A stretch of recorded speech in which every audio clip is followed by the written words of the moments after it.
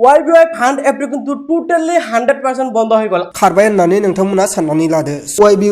Fund जों रायजो राजाफोरखौ थगायलांबाय Yby Fund एप्लिकेशना थारैनो खारमारबाय नामा 5000 उइद्र खालामनानै दिन्थिनो सानबाय मानो होनब्ला दायो टाइमा जाबाय 8टा पास बे 8टा पासाव आं उइद्र खालामनायनिसै 5000 मा देखायो साबमिट खालामनोसै लोगोफोर बेयाव होदों this is not the time for withdraw नो this is not the time for withdraw मानो होनोब्ला जे दिनै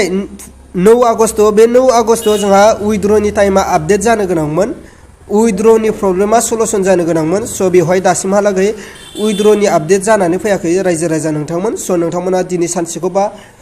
दा दसेसिम नोंथांमोना थैजौ हमनानै नेथ'बानो जाबाय स जुदि दिनैबो जाया अब्ला बियो खारबाय होननानै नोंथांमोना साननानै लादो दिनै 9 August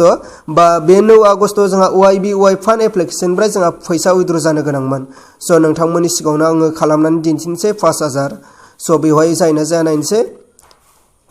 This is not the time for withdraw आं 5000 उइद्र खालामदोंमोन बेवहाय बुंदों This is not the time for withdraw माने बेवहाय जोंहा 7टानिफ्राय 9टासिमाव उइद्र खालामनायनि अपसना गैला जानो हागौ बियो Yby